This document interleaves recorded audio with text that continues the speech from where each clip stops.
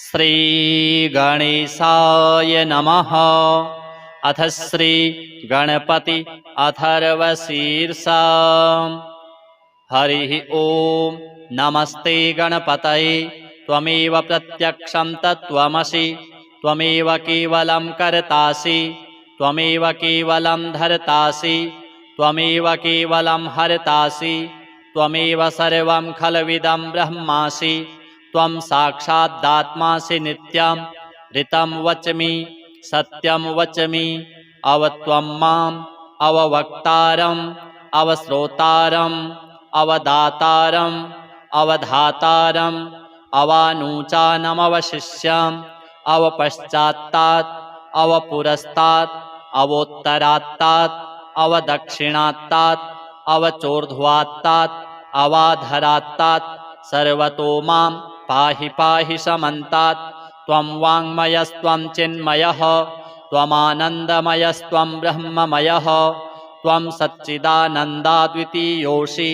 त्वं प्रत्यक्षं ब्रह्मासि त्वं ज्ञानमयो विज्ञानमयोऽसि। सर्वं जगदिदं त्वत्तो जायते सर्वं जगदिदं त्वत्तस्तिष्ठति सर्वं जगदिदं त्वयि लयमिष्यति सर्वं जगदिदं त्वयि प्रत्येति। त्वं भूमिरापो नलो निलो नभः त्वं चत्वारि वाक्पदानि त्वं गुणत्रयातीतः त्वं वस्थात्रयातीतः त्वं देहत्रयातीतः त्वं कालत्रयातीतः त्वं मूलाधारस्थितोऽसि नित्यं त्वं शक्तित्रयात्मकः त्वां योगिनो ध्यायन्ति नित्यं त्वं ब्रह्मा त्वं विष्णुस्त्वं रुद्रस्त्वम् इन्द्रस्त्वम् अग्निस्त्वं वायुस्त्वं सूर्यस्त्वं चन्द्रमास्त्वं ब्रह्म भूर्भुवः स्वरूम्। गणादिं पूर्वमुच्चार्य वर्णादिस्तदनन्तरम् अनुस्वारः परतरः अर्धेन्दुलसितं तारेण ऋद्धम् एतत्तवमनुस्वरूपं। गकारः पूर्वरूपम् अकारो मध्यमरूपम् अनुस्वारश्चान्त्यरूपम् बिन्दुरुत्तररूपम्। नादः सन्धानं संहिता सन्धिः सैषा गणेशविद्या गणकऋषिः निःसृद्गायत्रीच्छन्दः गणपतिर्देवता। ॐ गं गणपतये नमः। एकदन्ताय विद्महे वक्रतुण्डाय धीमहि तन्नो दन्तिः प्रचोदयात्। एकदन्तं चतुरहस्तं पाशमङ्कुशधारिणं रदं च वरदं हस्तैर्बिभ्राणं मूषकध्वजं रक्तं लम्बोदरं शूर्प कर्णकं रक्तवाससं रक्तगन्धानुलिप्ताङ्गं रक्तपुष्पैः सुपूजितं भक्तानुकम्पिनं देवं जगत्कारणमच्युतम् आविर्भूतं च सृष्ट्यादौ प्रकृतेः पुरुषात् परम्। एवं ध्यायति यो नित्यं स योगी योगिनां वरः। नमो व्रातपतये नमो गणपतये नमः प्रमथपतये नमस्तेऽस्तु लम्बोदरायैकदन्ताय विघ्ननाशिने शिवसुताय वरदमूर्तये नमः। एतदथर्वशीर्षं योधीते स ब्रह्म भूयाय कल्पते स सर्वविघ्नैर्न बाध्यते स सर्वत्र सुखमेधते स पञ्चमहापापात् प्रमुच्यते। सायमधीयानो दिवस्कृतं पापं नाशयति प्रातरधीयानो रात्रिकृतं पापं नाशयति। सायं प्रातः प्रयुञ्जानो पापः अपापो भवति सर्वत्राधीयानोपविघ्नो भवति धर्मार्थकाममोक्षं च विन्दति। इदमथर्वशीर्षमशिष्याय न देयं यो यदि मोहाद्दास्यति स पापीयान् भवति। सहस्रावर्तनाद्यं यं काममधीते तं तमनेन साधयेत् अनेन गणपतिमभिषिञ्चति स वाग्मी भवति। चतुर्थ्यामनश्नं जपति स विद्यावान् भवति इत्यथर्वणवाक्यं। ब्रह्माद्यावरणं विद्यान् न बिभेति कदाचनेति यो दूर्वाङ्कुरैर्यजति स वैश्रवणोपमो भवति। यो लाजैर्यजति स यशोवान् भवति स मेधावान् भवति। यो मोदकसहस्रेण यजति स वाञ्छितफलमवाप्नोति। यः साज्यसमिद्भिर्यजति स सर्वं लभते स सर्वं लभते। अष्टौ ब्राह्मणान् सम्यग्ग्राहयित्वा सूर्यवर्चस्वी भवति। सूर्यग्रहे महानद्यां प्रतिमासन्निधौ वा जप्त्वा सिद्धमन्त्रो भवति। महाविघ्नात् प्रमुच्यते महादोषात् प्रमुच्यते महाप्रत्यवायात् प्रमुच्यते। स सर्वविद् भवति स सर्वविद् भवति य एवं वेद इत्युपनिषत्। अथ श्री संकष्टहरणं गणेशाष्टकम्। ॐ ॐ ओंकाररूपं त्र्यहमिति च परं यत्स्वरूपं तुरीयं त्रैगुण्यातीतलीलं कलयति मनसस्तेजसिन्दूरमूर्तिं। योगीन्द्रैर्ब्रह्मरन्ध्रैः सकलगुणमयं श्रीहरीन्द्रेण सङ्गं गं गं गं गं गणेशं गजमुखमभितो व्यापकं चिन्तयन्ति। वं वं वं विघ्नराजं भजति निजभुजे दक्षिणे न्यस्तशुण्डं क्रं क्रं क्रं क्रोधमुद्रा दलितरिपुबलं कल्पवृक्षस्य मूले। दं दं दं दन्तमेकं दधति मुनिमुखं कामधेन्वा निषेव्यं धं धं धं धारयन्तं धनदमतिधियं सिद्धिबुद्धिद्वितीयं। तुं तुं तुं तुङ्गरूपं गगनपथिगतं व्याप्नुवन्तं दिगन्तान् क्लीं क्लीं क्लींकारनाथं गलितमदमिलल् लोलमत्तालिमालं। ह्रीं ह्रीं ह्रींकारपिङ्गं सकलमुनिवर ध्येयमुण्डं च शुण्डं श्रीं श्रीं श्रीं श्रीं श्रयन्तं निखिलनिधिकुलं नौमि हेरम्बबिम्बं। लौं लौं लौंकारमाद्यं प्रणवमिव पदं मन्त्रमुक्तावलीनां शुद्धं विघ्नेशबीजं शशिकरसदृशं योगिनां ध्यानगम्यं। डं डं डं डामरूपं दलितभवभयं सूर्यकोटिप्रकाशं यं यं यं यज्ञनाथं जपति मुनिवरो बाह्यमभ्यन्तरं च। हुं हुं हुं हेमवर्णं श्रुतिगणितगुणं शूर्पकर्णं कृपालुं ध्येयं सूर्यस्य बिम्बं ह्युरसि च विलसत् सर्पयज्ञोपवीतं। स्वाहा हुं फट नमोऽन्तेष्ठ ठट ठट सहितैः पल्लवैः सेव्यमानं मन्त्राणां सप्तकोटिप्रगुणितमहिमा धारमीशं प्रपद्ये। पूर्वं पीठं त्रिकोणं तदुपरि रुचिरं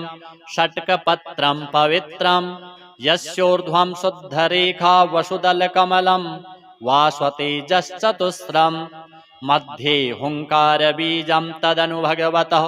स्वाङ्गषट्कं षडंसे अष्टौ शक्तिश्च सिद्धिर्बहुलगणपतिर्विष्टरश्चाष्टकं च। धर्माद्यष्टौ प्रसिद्धा दशदिशि विदिता वाध्वजाल्यः कपालं तस्य क्षेत्रादिनाथं मुनिकुलमखिलं मन्त्रमुद्रामहेशम्। एवं यो भक्तियुक्तो जपति गणपतिं पुष्पधूपाक्षताद्यैर्नैवेद्यैर्मोदकानां स्तुतियुतविलसत् गीतवादित्रनादैः। राजानस्तस्य भृत्या इव युवतिकुलं दासवत् सर्वदास्ते लक्ष्मीः सर्वाङ्गयुक्ता श्रयति च सदनं किङ्कराः सर्वलोकाः। पुत्राः पुत्र्यः पवित्रा रणभुवि विजयी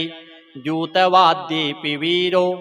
यस्येषो विघ्नराजो निवसति हृदये भक्तिभाग्यस्य रुद्रः।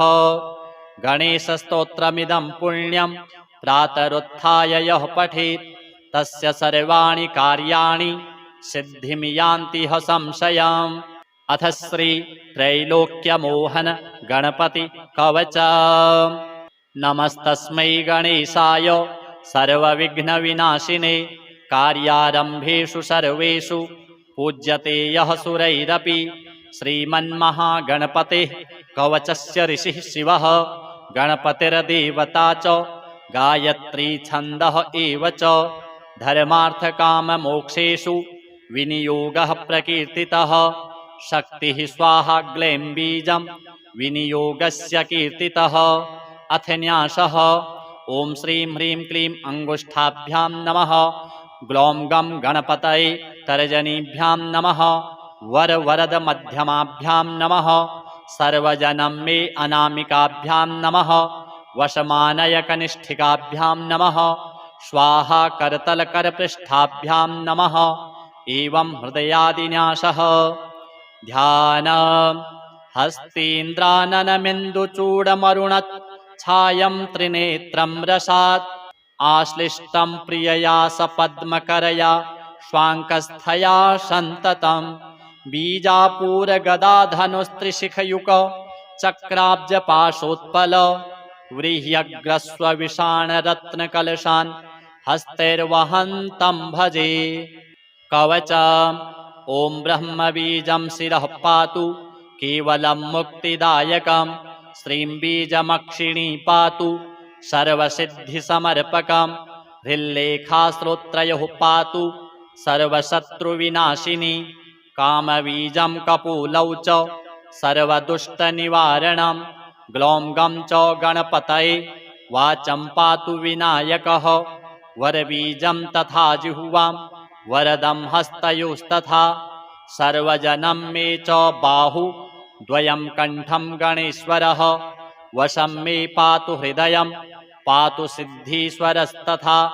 नाभिम् आनय मे पातु सर्वसिद्धिविनायकः जङ्घयोर्गुल्फयोः स्वाहा सर्वाङ्गं विघ्ननायकः गणपतिस्त्वग्रतः पातु गणेशः पृष्ठतस्तथा दक्षिणे सिद्धिदः पातु वामे विश्वार्तिहारकः दुर्जयो रक्षतु प्राच्याम् आग्नेयां गणपस्तथा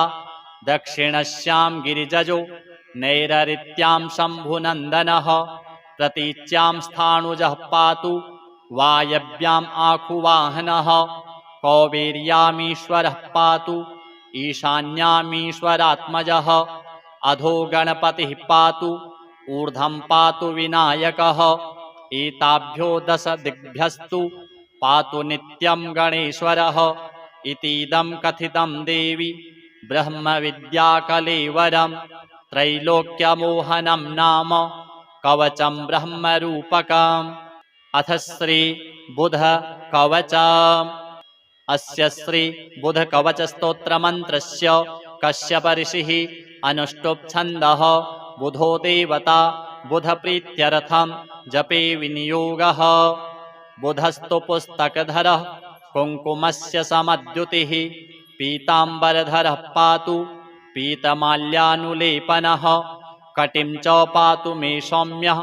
शिरोदेशं बुधस्तथा नेत्रे ज्ञानमयः पातु श्रोत्रे पातु निशाप्रियः घ्राणं गन्धप्रियः पातु जिह्वां विद्याप्रदो मम कण्ठं पातु विधुः पुत्रो भुजौ पुस्तकभूषणः वक्षः पातु वराङ्गश्च हृदयं रोहिणीसुतः नाभिं पातु सुराराध्यो मध्यं पातु खगेश्वरः जानुनी रोहिणेयश्च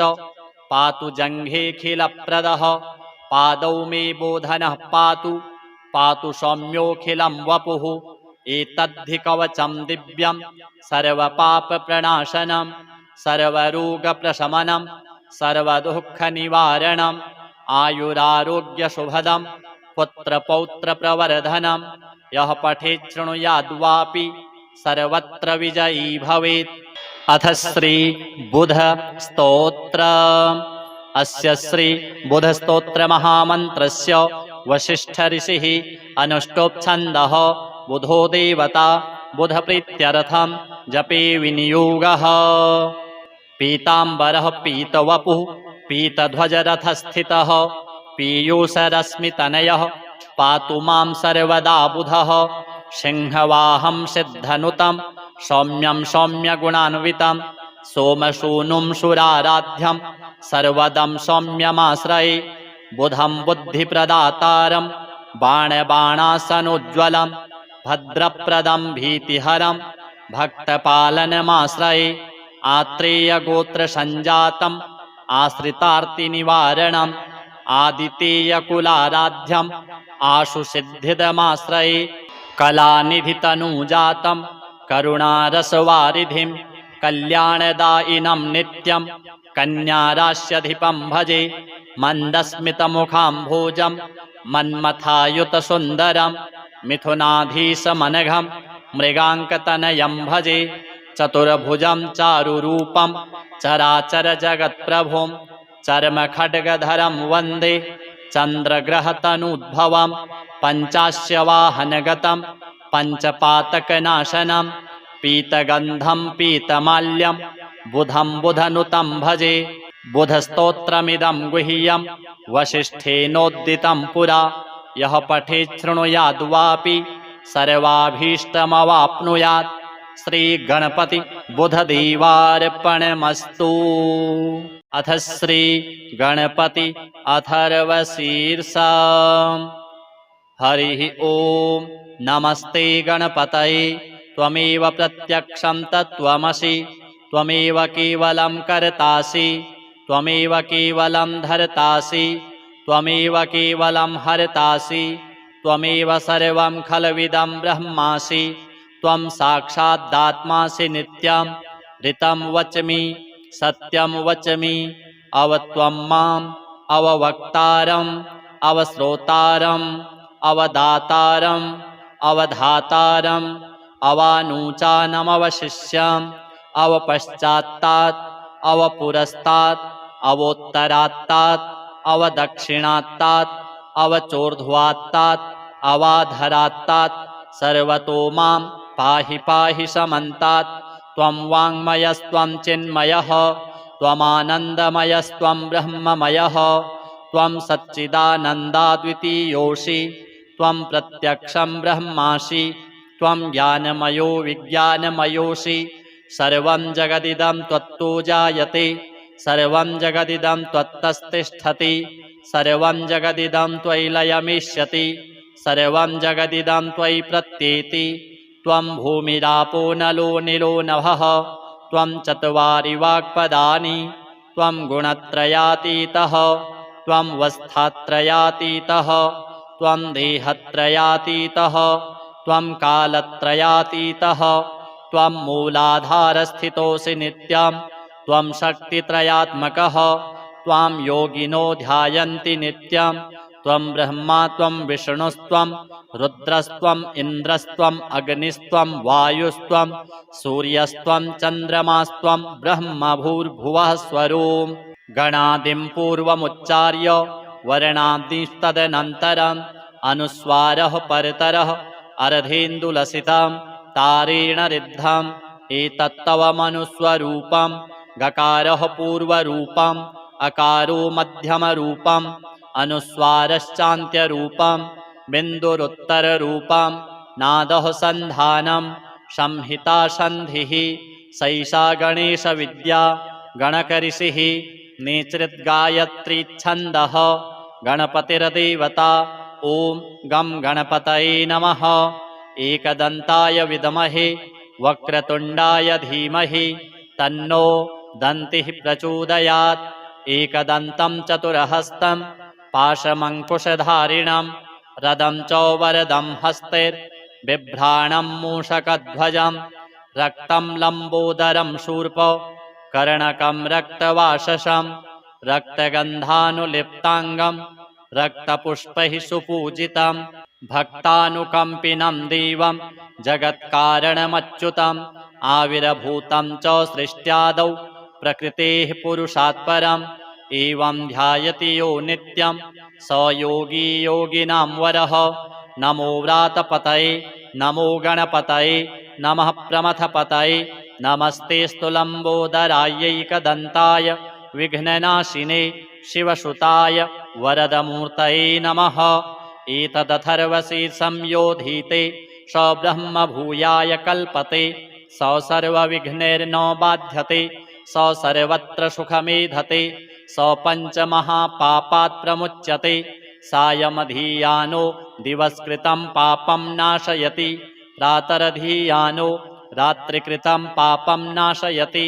सायं प्रातः प्रयुञ्जानो पापः अपापो भवति सर्वत्राधीयानोपविघ्नो भवति धर्मार्थकाममोक्षं च विन्दति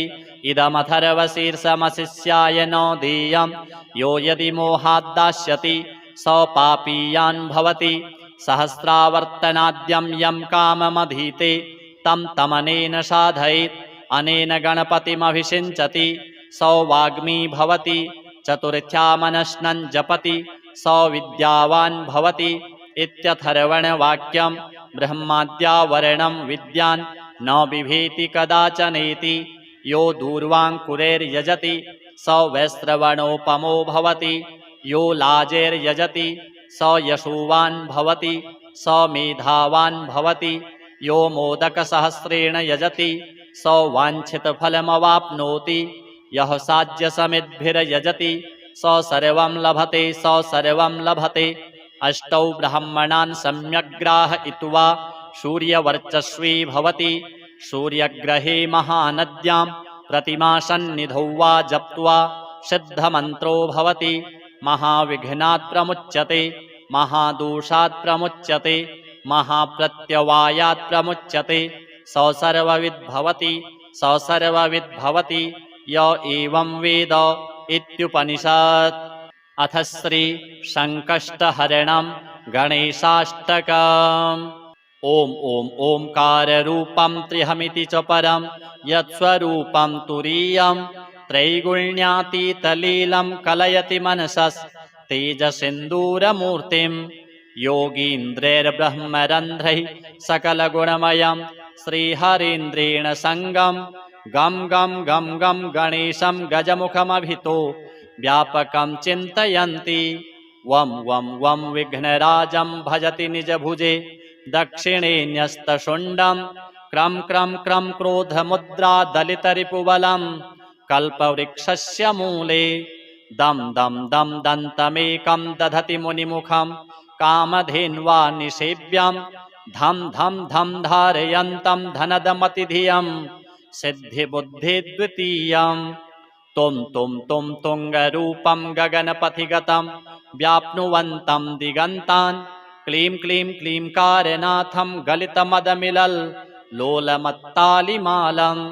ह्रीं ह्रीं ह्रींकारपिङ्गं सकलमुनिवर ध्येयमुण्डं च शुण्डं श्रीं श्रीं श्रीं श्रीं श्रयन्तं निखिलनिधिकुलं नौमि हेरम्बबिम्बं लौं लौं लौंकारमाद्यं प्रणवमिव पदं मन्त्रमुक्तावलीनां शुद्धं विघ्नेशबीजं शशिकरसदृशं योगिनां ध्यानगम्यं डं डं डं डामरूपं दलितभवभयं सूर्यकोटिप्रकाशं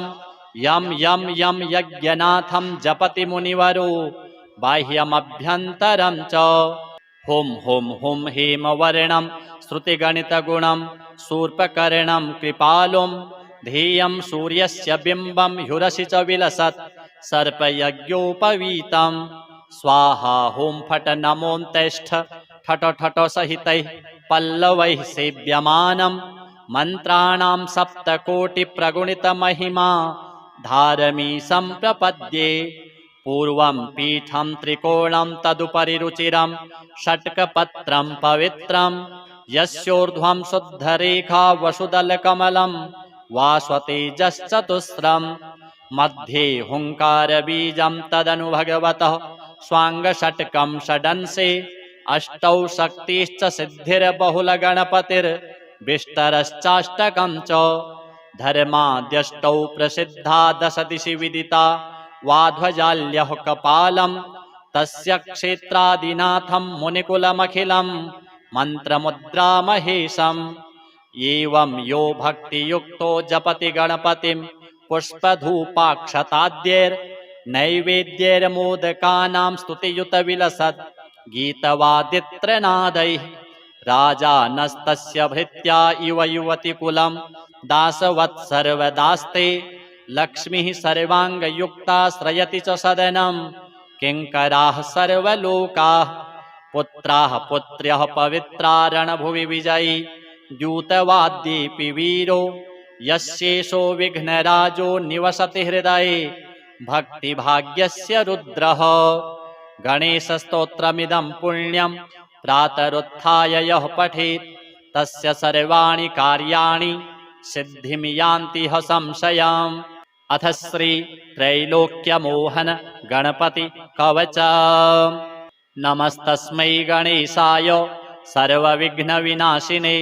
कार्यारम्भेषु सर्वेषु पूज्यते यः सुरैरपि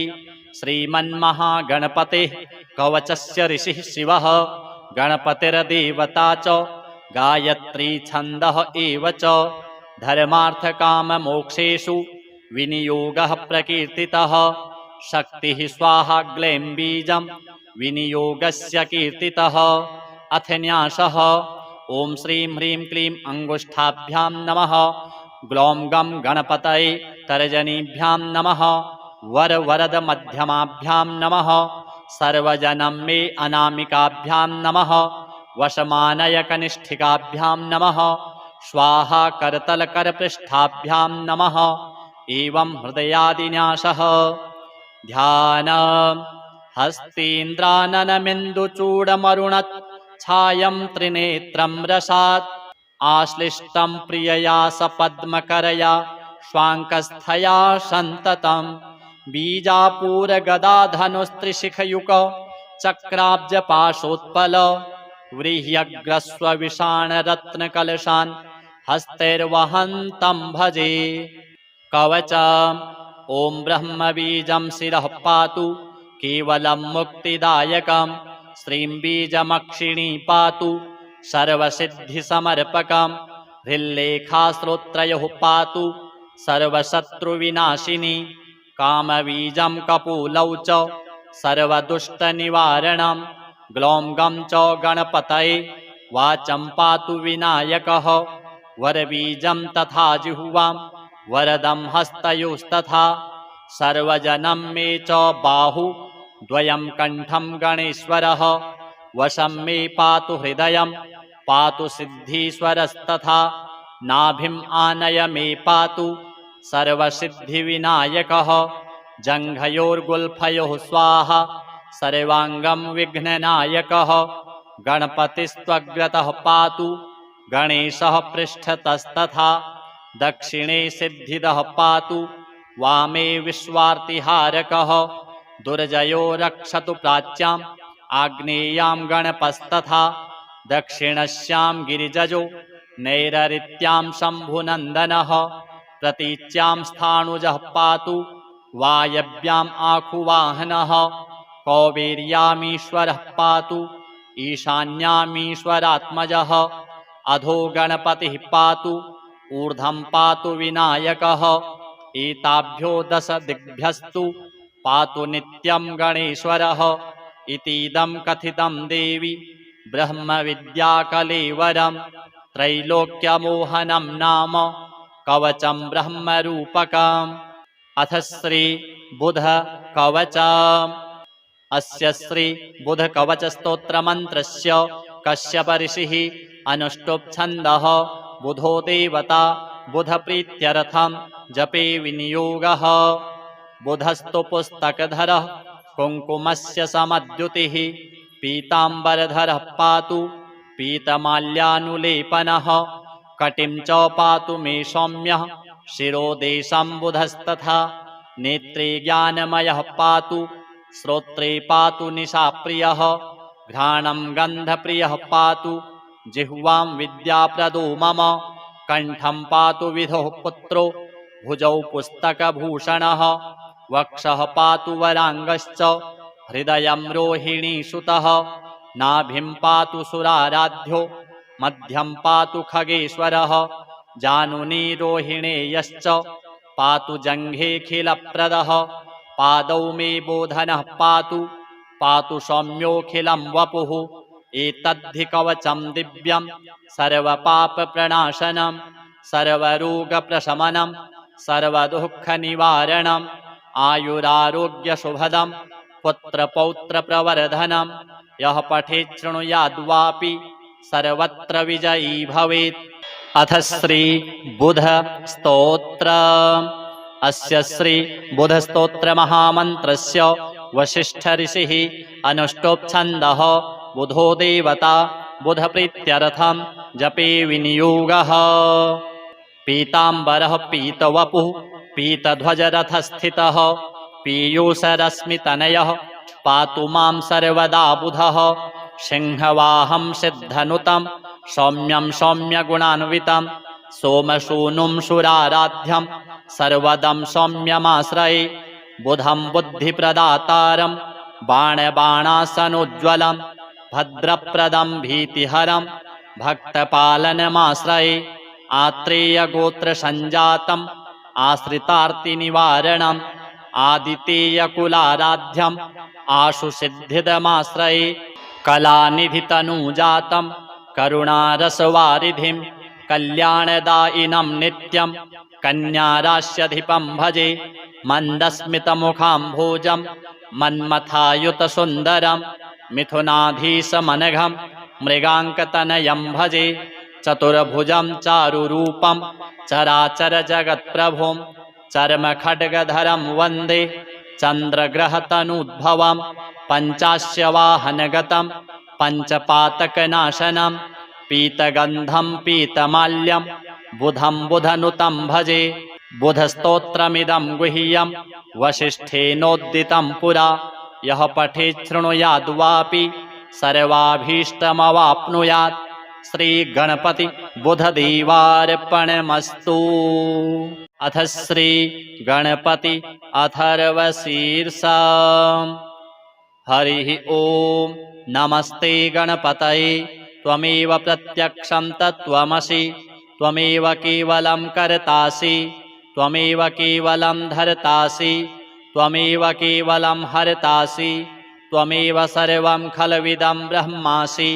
त्वं साक्षादात्मासि नित्यं ऋतं वच्मि सत्यं वच्मि अवत्वं माम् अववक्तारम् अवश्रोतारम् अवदातारम् अवधातारम् अवानूचानमवशिष्यम् अवपश्चात्तात् अवपुरस्तात् अवोत्तरात्तात् अवदक्षिणात्तात् अवचोर्ध्वात्तात् अवाधरात्तात् सर्वतो मां पाहि पाहि समन्तात् त्वं वाङ्मयस्त्वं चिन्मयः त्वमानन्दमयस्त्वं ब्रह्ममयः त्वं सच्चिदानन्दाद्वितीयोऽसि त्वं प्रत्यक्षं ब्रह्मासि त्वं ज्ञानमयो विज्ञानमयोऽसि सर्वं जगदिदं त्वत्तो जायते सर्वं जगदिदं त्वत्तस्तिष्ठति सर्वं जगदिदं त्वयि लयमिष्यति सर्वं जगदिदं त्वयि प्रत्येति त्वं भूमिरापो नलो निलो नभः त्वं चत्वारि वाक्पदानि त्वं गुणत्रयातीतः त्वं वस्थात्रयातीतः त्वं देहत्रयातीतः त्वं कालत्रयातीतः त्वं मूलाधारस्थितोऽसि नित्यं त्वं शक्तित्रयात्मकः त्वां योगिनो ध्यायन्ति नित्यं त्वं ब्रह्मा त्वं विष्णुस्त्वं रुद्रस्त्वम् इन्द्रस्त्वम् अग्निस्त्वं वायुस्त्वं सूर्यस्त्वं चन्द्रमास्त्वं ब्रह्म भूर्भुवः स्वरोम् गणादिं पूर्वमुच्चार्य वर्णादिस्तदनन्तरम् अनुस्वारः परतरः अर्धेन्दुलसितं तारेण रिद्धम् एतत्तव मनुस्वरूपं गकारः पूर्वरूपम् अकारो मध्यमरूपम् अनुस्वारश्चान्त्यरूपं बिन्दुरुत्तररूपं नादः सन्धानं संहिता सन्धिः सैषा गणेशविद्या गणकऋषिः नेचृद्गायत्रीच्छन्दः गणपतिर्देवता ॐ गं गणपतये नमः एकदन्ताय विद्महे वक्रतुण्डाय धीमहि तन्नो दन्तिः प्रचोदयात् एकदन्तं चतुरहस्तं पाशमङ्कुशधारिणं रदं च वरदं हस्तैर्बिभ्राणं मूषकध्वजं रक्तं लम्बोदरं शूर्प कर्णकं रक्तवाससं रक्तगन्धानुलिप्ताङ्गं रक्तपुष्पैः सुपूजितं भक्तानुकम्पिनं देवं जगत्कारणमच्युतम् आविर्भूतं च सृष्ट्यादौ प्रकृतेः पुरुषात् परम् एवं ध्यायति यो नित्यं स योगी योगिनां वरः नमो व्रातपतये नमो गणपतये नमः प्रमथपतये नमस्तेऽस्तु लम्बोदरायैकदन्ताय विघ्ननाशिने शिवसुताय वरदमूर्तये नमः एतदथर्वशीर्षं योधीते स ब्रह्म भूयाय कल्पते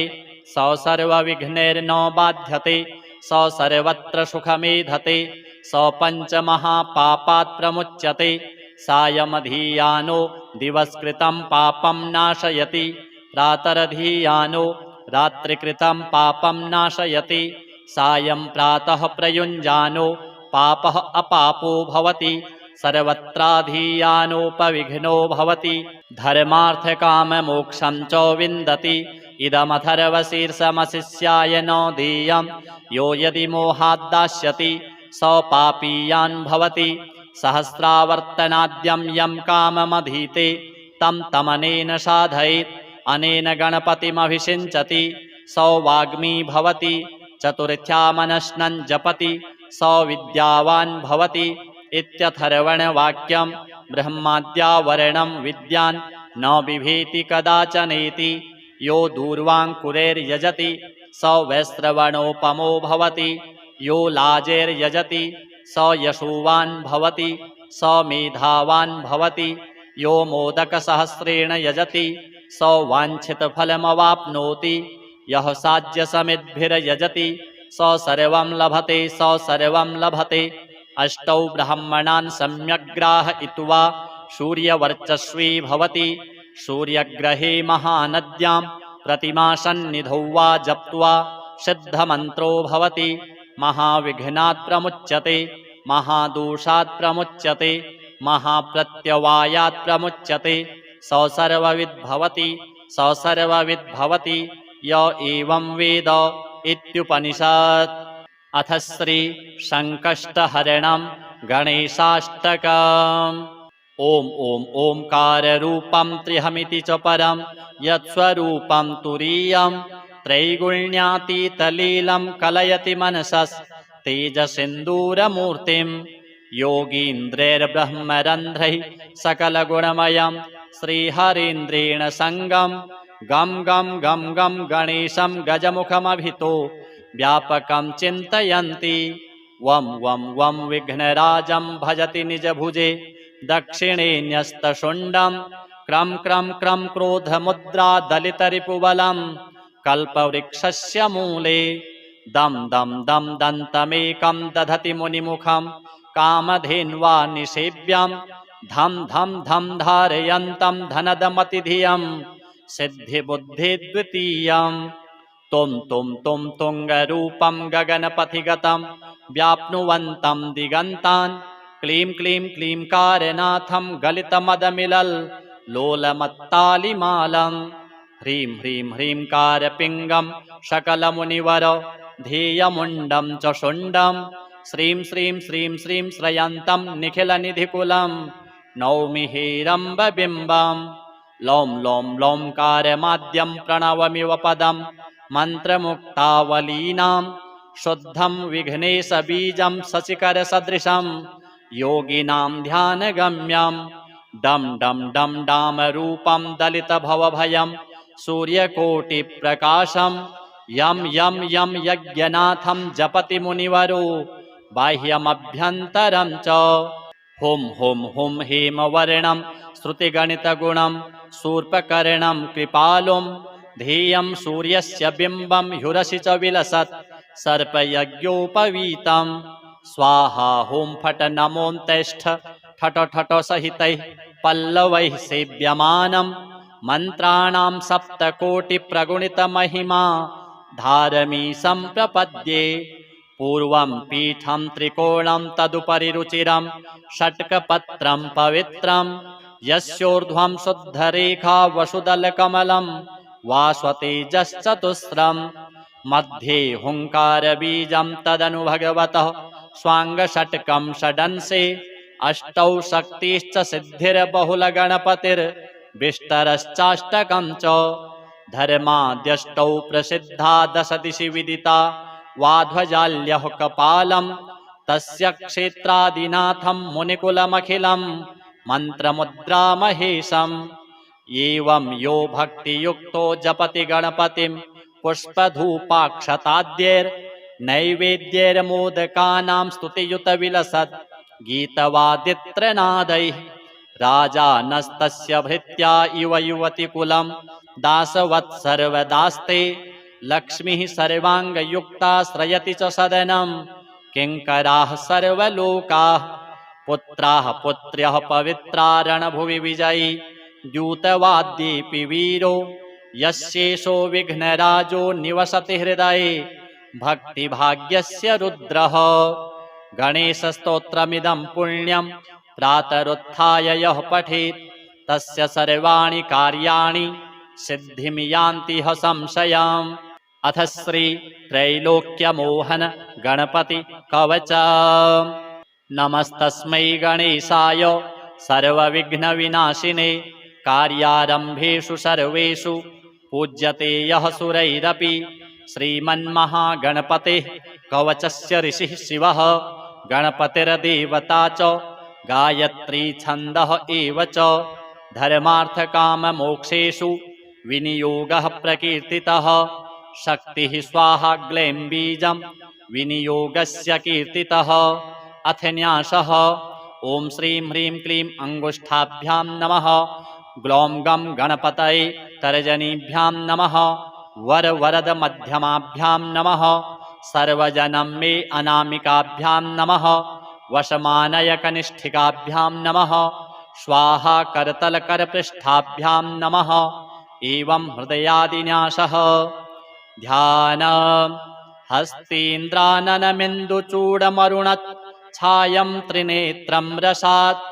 आश्लिष्टं प्रियया सपद्मकरया स्वाङ्कस्थया सन्ततं बीजापूरगदाधनुस्त्रिशिखयुक चक्राब्जपाशोत्पल व्रीह्यग्रस्वविषाणरत्नकलशान् हस्तैर्वहन्तं भजे। कवच ॐ ब्रह्मबीजं शिरः पातु केवलं मुक्तिदायकं श्रीं बीजमक्षिणी पातु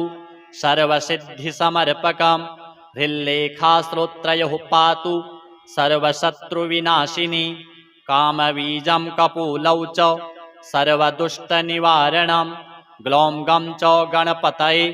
वाचं पातु विनायकः वरबीजं तथा जिह्वां वरदं हस्तयोस्तथा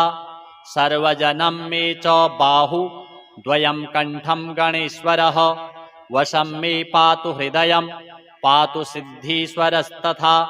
नाभिम् आनय मे पातु सर्वसिद्धिविनायकः जङ्घयोर्गुल्फयोः स्वाहा सर्वाङ्गं विघ्ननायकः गणपतिस्त्वग्रतः पातु गणेशः पृष्ठतस्तथा दक्षिणे सिद्धिदः पातु वामे विश्वार्तिहारकः दुर्जयो रक्षतु प्राच्याम् आग्नेयां गणपस्तथा दक्षिणस्यां गिरिजजो नैररित्यां शम्भुनन्दनः प्रतीच्यां स्थाणुजः पातु वायव्याम् आखुवाहनः कौबेर्यामीश्वरः पातु ईशान्यामीश्वरात्मजः अधो गणपतिः पातु ऊर्ध्वं पातु विनायकः एताभ्यो दश दिग्भ्यस्तु पातु नित्यं गणेश्वरः इतीदं कथितं देवी ब्रह्मविद्याकलेवरं त्रैलोक्यमोहनं नाम कवचं ब्रह्मरूपकम्। अथ श्री बुध कवचम्। अस्य श्री बुध कवच स्तोत्र मंत्रस्य कश्यप ऋषिः अनुष्टुप् छन्दः बुधो देवता बुध प्रीत्यर्थं जपे विनियोगः बुधस्तु पुस्तकधरः कुङ्कुमस्य समद्युतिः पीताम्बरधरः पातु पीतमाल्यानुलेपनः कटिं च पातु मे सौम्यः शिरोदेशं बुधस्तथा नेत्रे ज्ञानमयः पातु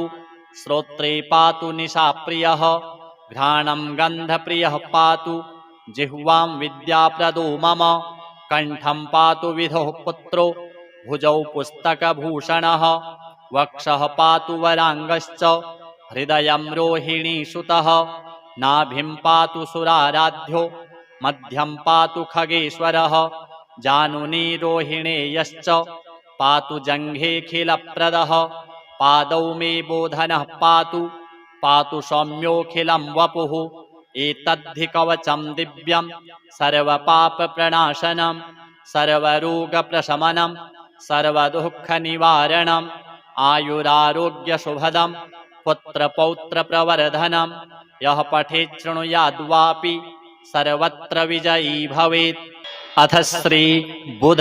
स्तोत्र। अस्य श्री बुध स्तोत्र महामन्त्रस्य वसिष्ठ ऋषिः अनुष्टोप्छन्दः बुधो देवता बुध प्रीत्यर्थं जपे विनियोगः। पीताम्बरः पीतवपुः पीतध्वजरथस्थितः पीयूषरश्मितनयः पातु मां सर्वदा बुधः। सिंहवाहं सिद्धनुतं सौम्यं सौम्यगुणान्वितं सोमसूनुं सुराराध्यं सर्वदं सौम्यमाश्रये बुधं बुद्धिप्रदातारं बाणबाणासनोज्ज्वलं भद्रप्रदं भीतिहरं भक्तपालनमाश्रये आत्रेयगोत्रसञ्जातम् आश्रितार्तिनिवारणम् आदितेयकुलाराध्यम् आशुसिद्धिदमाश्रये कलानिधितनुजातं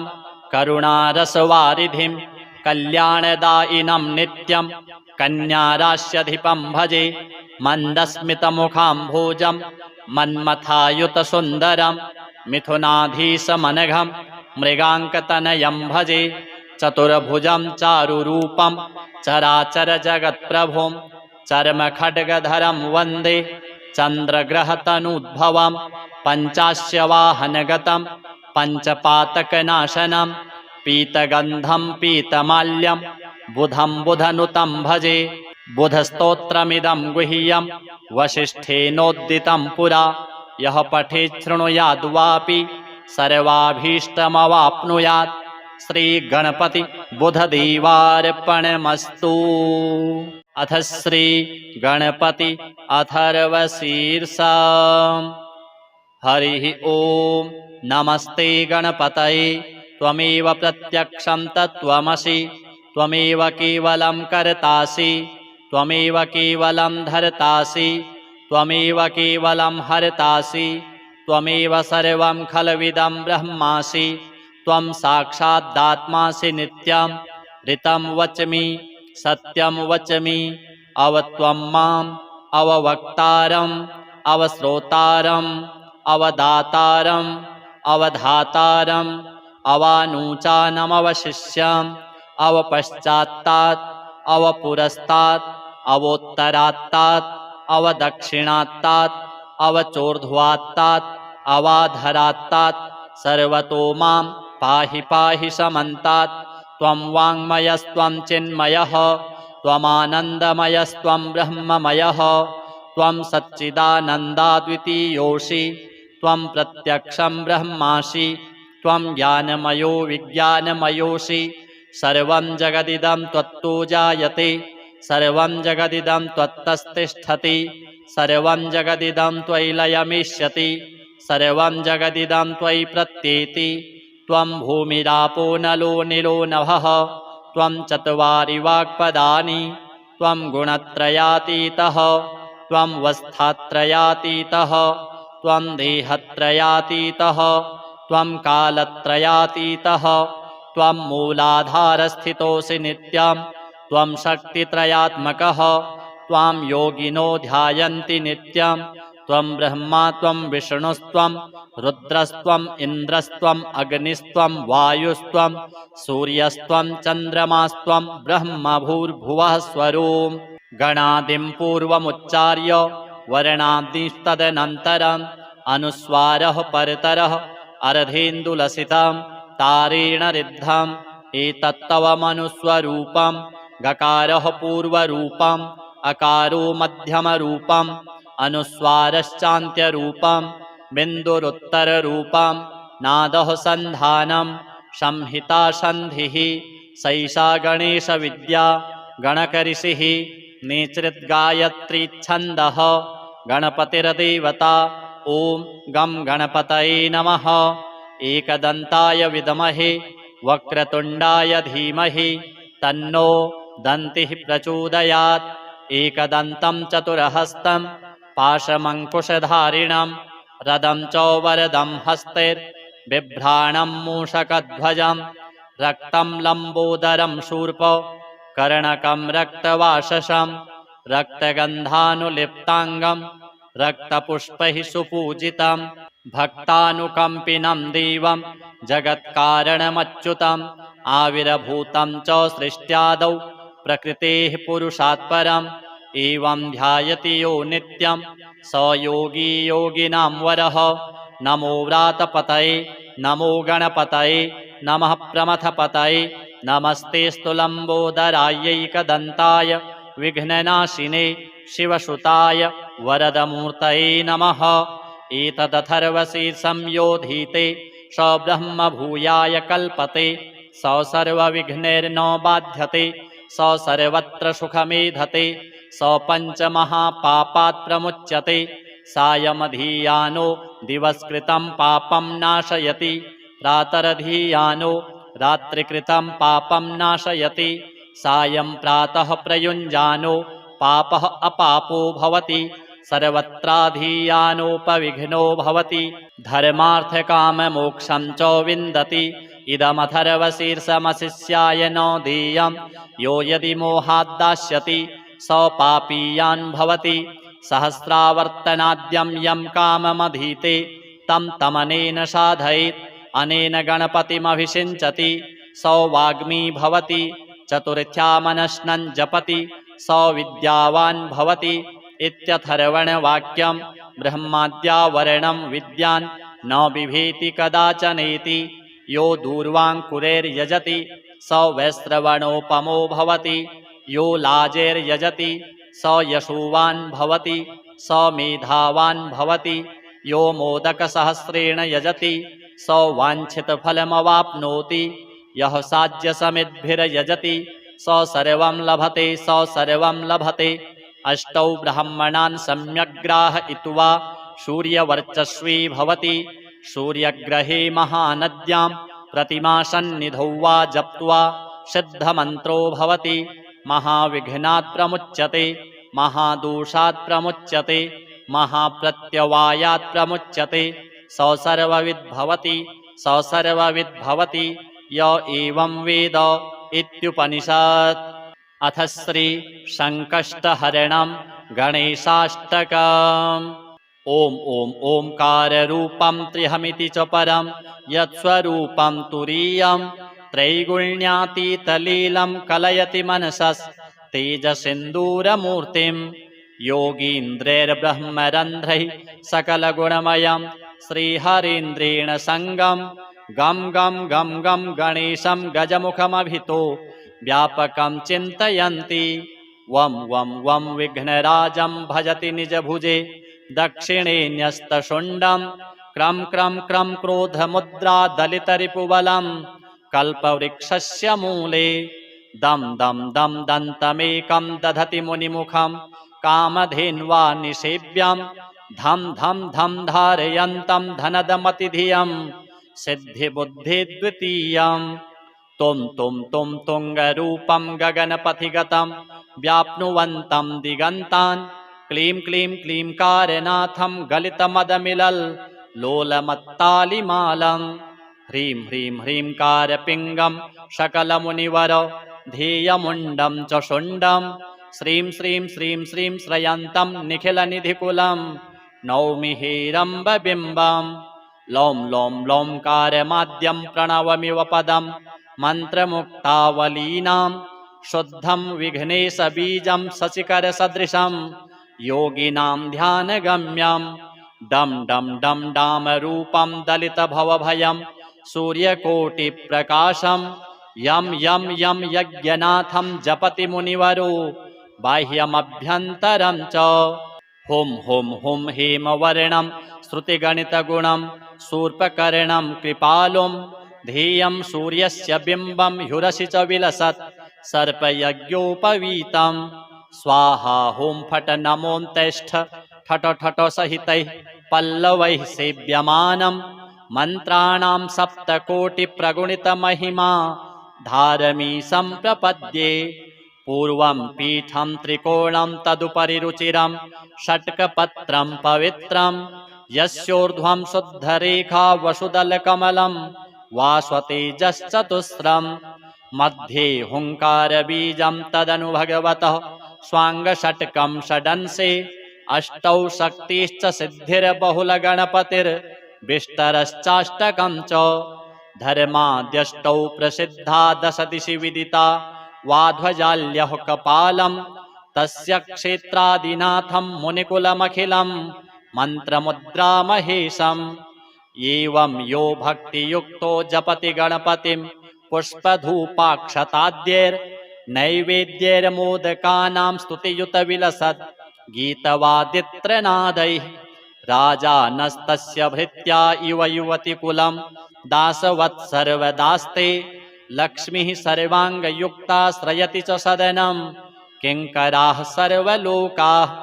पुत्राः पुत्र्यः पवित्रा रणभुवि विजयी द्यूतवाद्येऽपि वीरो यस्येषो विघ्नराजो निवसति हृदये भक्तिभाग्यस्य रुद्रः गणेशस्तोत्रमिदं पुण्यं प्रातरुत्थाय यः पठेत् तस्य सर्वाणि कार्याणि सिद्धिं यान्ति ह संशयम्। अथ श्री त्रैलोक्यमोहन गणपति कवच। नमस्तस्मै गणेशाय सर्वविघ्नविनाशिने कार्यारम्भेषु सर्वेषु पूज्यते यः सुरैरपि श्रीमन्महागणपतेः कवचस्य ऋषिः शिवः गणपतिर्देवता च गायत्री छन्दः एव च धर्मार्थकाममोक्षेषु विनियोगः प्रकीर्तितः शक्तिः स्वाहा ग्लैं बीजं विनियोगस्य कीर्तितः। अथ न्यासः ॐ श्रीं ह्रीं क्लीं अङ्गुष्ठाभ्यां नमः ग्लौं गं गणपतये तर्जनीभ्यां नमः वरवरद मध्यमाभ्यां नमः सर्वजनं मे अनामिकाभ्यां नमः वशमानय कनिष्ठिकाभ्यां नमः स्वाहा करतलकरपृष्ठाभ्यां नमः। एवं हृदयादिन्यासः। ध्यान हस्तीन्द्राननमिन्दुचूडमरुणत् छायं त्रिनेत्रं रसात् आश्लिष्टं प्रियया सपद्मकरया स्वाङ्कस्थया सन्ततं बीजापूरगदाधनुस्त्रिशिखयुक चक्राब्जपाशोत्पल व्रीह्यग्रस्वविषाणरत्नकलशान् हस्तैर्वहन्तं भजे। कवच ॐ ब्रह्मबीजं शिरः पातु केवलं मुक्तिदायकं श्रीं बीजमक्षिणी पातु सर्वसिद्धिसमर्पकं हृल्लेखाश्रोत्रयोः पातु सर्वशत्रुविनाशिनी कामबीजं कपूलौ च सर्वदुष्टनिवारणं ग्लौं गं च गणपतये वाचं पातु विनायकः वरबीजं तथा जिह्वां वरदं हस्तयोस्तथा सर्वजनं मे च बाहु द्वयं कण्ठं गणेश्वरः वशं मे पातु हृदयं पातु सिद्धीश्वरस्तथा नाभिम् आनय मे पातु सर्वसिद्धिविनायकः जङ्घयोर्गुल्फयोः स्वाहा सर्वाङ्गं विघ्ननायकः गणपतिस्त्वग्रतः पातु गणेशः पृष्ठतस्तथा दक्षिणे सिद्धिदः पातु वामे विश्वार्तिहारकः दुर्जयो रक्षतु प्राच्याम् आग्नेयां गणपस्तथा दक्षिणस्यां गिरिजजो नैररित्यां शम्भुनन्दनः प्रतीच्यां स्थाणुजः पातु वायव्याम् आखुवाहनः कौबेर्यामीश्वरः पातु ईशान्यामीश्वरात्मजः अधो गणपतिः पातु ऊर्ध्वं पातु विनायकः एताभ्यो दश दिग्भ्यस्तु पातु नित्यं गणेश्वरः इतीदं कथितं देवी ब्रह्मविद्याकलेवरं त्रैलोक्यमोहनं नाम कवचं ब्रह्मरूपकम्। अथ श्री बुध कवच। अस्य श्री बुध कवच स्तोत्र मंत्रस्य कश्यप ऋषिः अनुष्टुप् छन्दः बुधो देवता बुध प्रीत्यर्थं जपे विनियोगः बुधस्तु पुस्तकधरः कुङ्कुमस्य समद्युतिः पीताम्बरधरः पातु पीतमाल्यानुलेपनः कटिं च पातु मे सौम्यः शिरोदेशं बुधस्तथा नेत्रे ज्ञानमयः पातु श्रोत्रे पातु निशाप्रियः घ्राणं गन्धप्रियः पातु जिह्वां विद्याप्रदो मम कण्ठं पातु विधुः पुत्रो भुजौ पुस्तकभूषणः वक्षः पातु वराङ्गश्च हृदयं रोहिणीसुतः नाभिं पातु सुराराध्यो मध्यं पातु खगेश्वरः जानुनी रोहिणेयश्च पातु जङ्घेऽखिलप्रदः पादौ मे बोधनः पातु सौम्योऽखिलं वपुः एतद्धि कवचं दिव्यं सर्वपापप्रणाशनं सर्वरोगप्रशमनं सर्वदुःखनिवारणम् आयुरारोग्यशुभदं पुत्रपौत्रप्रवर्धनं यः पठेत् शृणुयाद्वापि सर्वत्र विजयी भवेत्। अथ श्री बुध स्तोत्र। अस्य श्री बुध स्तोत्र महामन्त्रस्य वसिष्ठ ऋषिः अनुष्टोप्छन्दः बुधो देवता बुधप्रीत्यर्थं जपे विनियोगः। पीताम्बरः पीतवपुः पीतध्वजरथस्थितः पीयूषरश्मितनयः पातु मां सर्वदा बुधः सिंहवाहं सिद्धनुतं सौम्यं सौम्यगुणान्वितं सोमसूनुं सुराराध्यं सर्वदं सौम्यमाश्रये बुधं बुद्धिप्रदातारं बाणबाणासनोज्ज्वलं भद्रप्रदं भीतिहरं भक्तपालनमाश्रये आत्रेयगोत्रसञ्जातम् आश्रितार्तिनिवारणम् आदितेयकुलाराध्यम् आशुसिद्धिदमाश्रये कलानिधितनुजातं करुणारसवारिधिं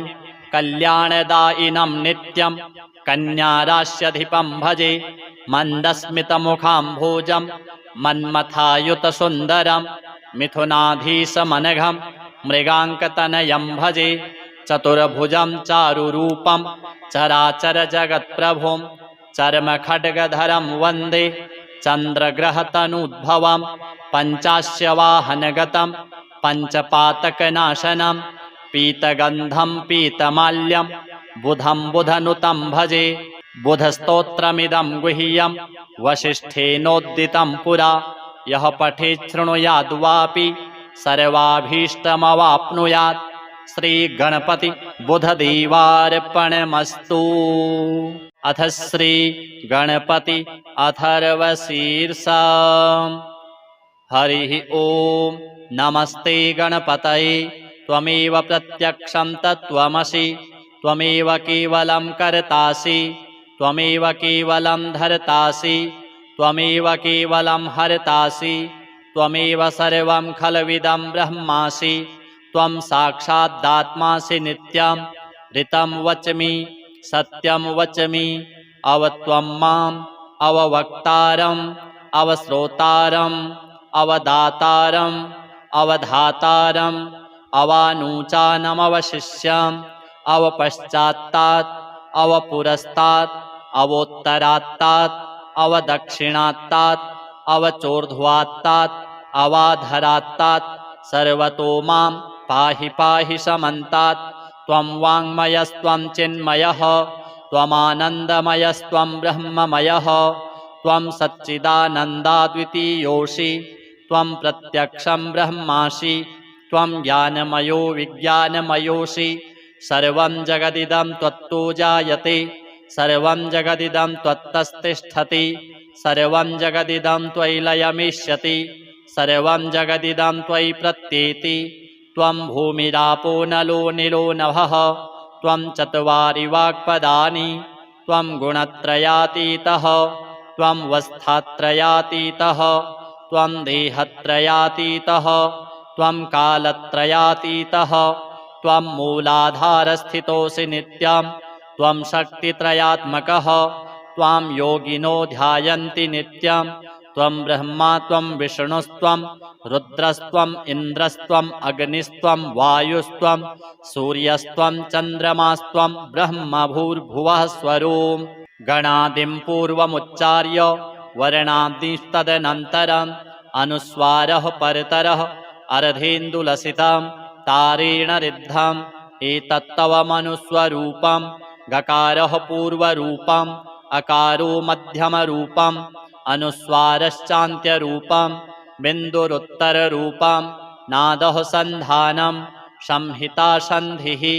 सैषा गणेशविद्या गणकऋषिः निचृद्गायत्रीच्छन्दः गणपतिर्देवता ॐ गं गणपतये नमः। एकदन्ताय विद्महे वक्रतुण्डाय धीमहि तन्नो दन्तिः प्रचोदयात्। एकदन्तं चतुरहस्तं पाशमङ्कुशधारिणं रदं च वरदं हस्तैर्बिभ्राणं मूषकध्वजं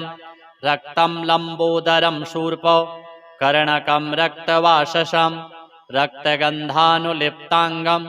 रक्तपुष्पैः सुपूजितं भक्तानुकम्पिनं देवं जगत्कारणमच्युतम् आविर्भूतं च सृष्ट्यादौ प्रकृतेः पुरुषात् परम् एवं ध्यायति यो नित्यं स योगी योगिनां वरः। नमो व्रातपतये नमो गणपतये नमः प्रमथपतये नमस्ते स्तुलम्बोदरायैकदन्ताय विघ्ननाशिने शिवसुताय वरदमूर्तये नमः। एतदथर्वशीर्षं योधीते स ब्रह्मभूयाय कल्पते स सर्वविघ्नैर्न बाध्यते स सर्वत्र सुखमेधते स पञ्चमहापापात् प्रमुच्यते सायमधीयानो दिवस्कृतं पापं नाशयति प्रातरधीयानो रात्रिकृतं पापं नाशयति सायं प्रातः प्रयुञ्जानो पापः अपापो भवति सर्वत्राधीयानोपविघ्नो भवति धर्मार्थकाममोक्षं च विन्दति। इदमथर्वशीर्षमशिष्याय न देयं यो यदि मोहाद्दास्यति स पापीयान् भवति सहस्रावर्तनाद्यं यं काममधीते तं तमनेन साधयेत् अनेन गणपतिमभिषिञ्चति स वाग्मी भवति चतुर्थ्यामनश्नं जपति स विद्यावान् भवति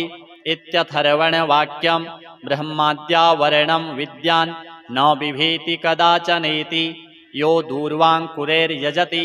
स वैश्रवणोपमो भवति यो लाजैर्यजति स यशोवान् भवति स मेधावान् भवति यो मोदकसहस्रेण यजति स वाञ्छितफलमवाप्नोति यः साज्यसमिद्भिर्यजति स सर्वं लभते स सर्वं लभते। अष्टौ ब्राह्मणान् सम्यग्ग्राहयित्वा सूर्यवर्चस्वी भवति सूर्यग्रहे महानद्यां प्रतिमासन्निधौ वा जप्त्वा सिद्धमन्त्रो भवति महाविघ्नात् प्रमुच्यते महादोषात् प्रमुच्यते महाप्रत्यवायात् प्रमुच्यते स सर्वविद्भवति स सर्वविद्भवति य एवं वेद इत्युपनिषत्। अथ श्री संकष्टहरणं गणेशाष्टकम्। ॐ ॐ ओंकाररूपं त्र्यहमिति च परं यत्स्वरूपं तुरीयं त्रैगुण्यातीतलीलं कलयति मनसस्तेजसिन्दूरमूर्तिं योगीन्द्रैर्ब्रह्मरन्ध्रैः सकलगुणमयं श्रीहरीन्द्रेण सङ्गं गं गं गं गं गणेशं गजमुखमभितो व्यापकं चिन्तयन्ति वं वं वं विघ्नराजं भजति निजभुजे दक्षिणे न्यस्तशुण्डं क्रं क्रं क्रं क्रोधमुद्रा दलितरिपुबलं कल्पवृक्षस्य मूले दं दं दं दन्तमेकं दधति मुनिमुखं कामधेन्वा निषेव्यं धं धं धं धारयन्तं धनदमतिधियं सिद्धिबुद्धिद्वितीयं तुं तुं तुं तुङ्गरूपं गगनपथिगतं व्याप्नुवन्तं दिगन्तान् क्लीं क्लीं क्लींकारनाथं गलितमदमिलल् लोलमत्तालिमालं ह्रीं ह्रीं ह्रींकारपिङ्गं सकलमुनिवर ध्येयमुण्डं च शुण्डं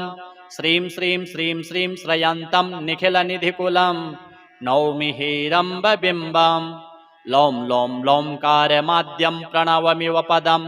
मन्त्रमुक्तावलीनां शुद्धं विघ्नेशबीजं शशिकरसदृशं योगिनां ध्यानगम्यं डं डं डं डामरूपं दलितभवभयं सूर्यकोटिप्रकाशं यं यं यं यज्ञनाथं जपति मुनिवरो बाह्यमभ्यन्तरं च हुं हुं हुं हेमवर्णं श्रुतिगणितगुणं शूर्पकर्णं कृपालुं ध्येयं सूर्यस्य बिम्बं ह्युरसि च विलसत् सर्पयज्ञोपवीतं स्वाहा हुं फट् नमोऽन्तेष्ठ ठट ठट सहितैः पल्लवैः सेव्यमानं मन्त्राणां सप्तकोटिप्रगुणितमहिमा धारमीशं प्रपद्ये पूर्वं पीठं त्रिकोणं तदुपरि रुचिरं षट्कपत्रं पवित्रं यस्योर्ध्वं शुद्धरेखा वसुदलकमलं वास्वतेजश्चतुस्रं मध्ये हुङ्कारबीजं तदनु भगवतः स्वाङ्गषट्कं षडंसे अष्टौ शक्तिश्च सिद्धिर्बहुलगणपतिर्विष्टरश्चाष्टकं च धर्माद्यष्टौ प्रसिद्धा दशदिशि विदिता वाध्वजाल्यः कपालं तस्य क्षेत्रादिनाथं मुनिकुलमखिलं मन्त्रमुद्रामहेशम्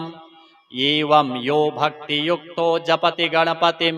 पुष्पधूपाक्षताद्यैर्नैवेद्यैर्मोदकानां स्तुतियुतविलसद् गीतवादित्रनादैः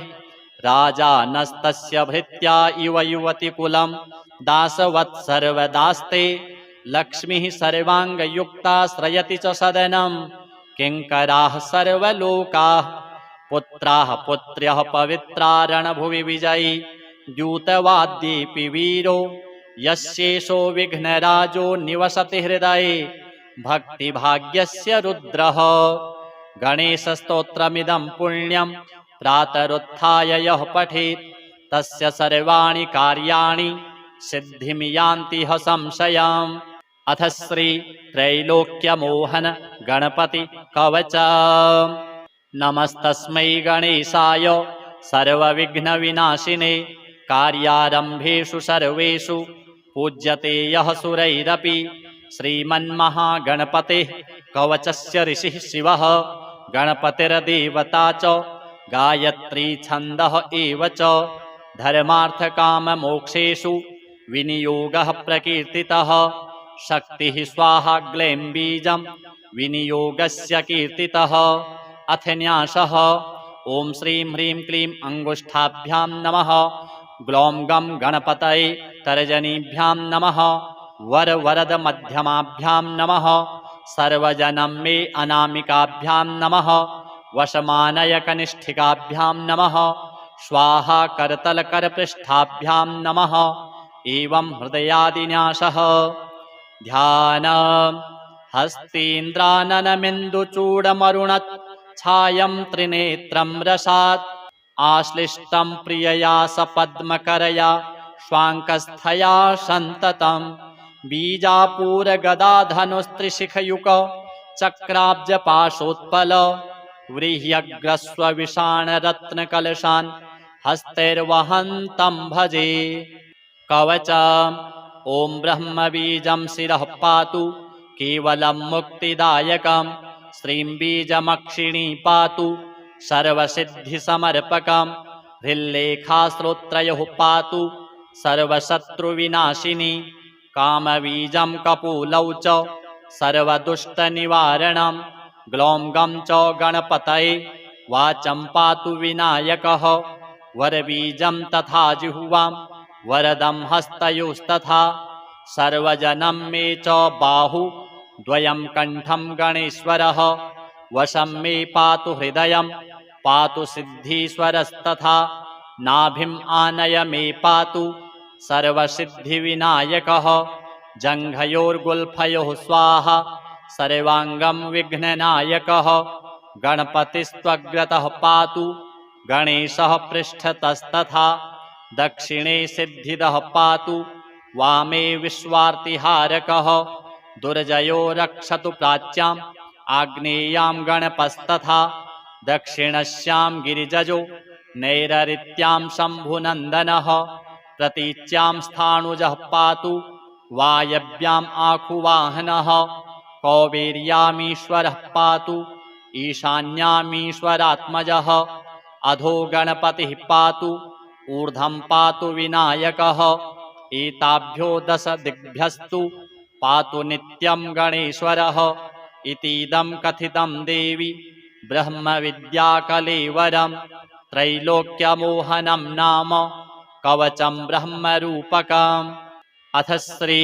बुध कवचम्। अस्य श्री बुध कवच स्तोत्र मंत्रस्य कश्यप ऋषिः अनुष्टुप् छन्दः बुधो देवता बुध प्रीत्यर्थं जपे विनियोगः। बुधस्तु पुस्तकधरः कुङ्कुमस्य समद्युतिः पीताम्बरधरः पातु पीतमाल्यानुलेपनः कटिं च पातु मे सौम्यः शिरोदेशं बुधस्तथा नेत्रे ज्ञानमयः पातु श्रोत्रे पातु निशाप्रियः घ्राणं गन्धप्रियः पातु जिह्वां विद्याप्रदो मम कण्ठं पातु विधुः पुत्रो भुजौ पुस्तकभूषणः वक्षः पातु वराङ्गश्च हृदयं रोहिणीसुतः नाभिं पातु सुराराध्यो मध्यं पातु खगेश्वरः जानुनी रोहिणेयश्च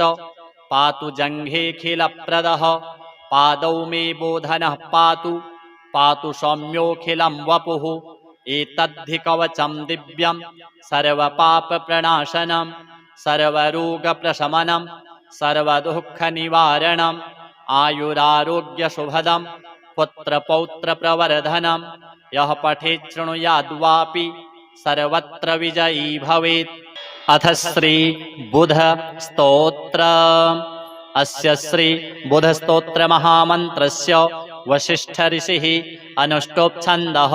बुधो देवता बुध प्रीत्यर्थं जपे विनियोगः। पीताम्बरः पीतवपुः पीतध्वजरथस्थितः पीयूषरश्मितनयः पातु मां सर्वदा बुधः सिंहवाहं सिद्धनुतं सौम्यं सौम्यगुणान्वितं सोमसूनुं सुराराध्यं सर्वदं सौम्यमाश्रये बुधं बुद्धिप्रदातारं बाणबाणासनोज्ज्वलं भद्रप्रदं भीतिहरं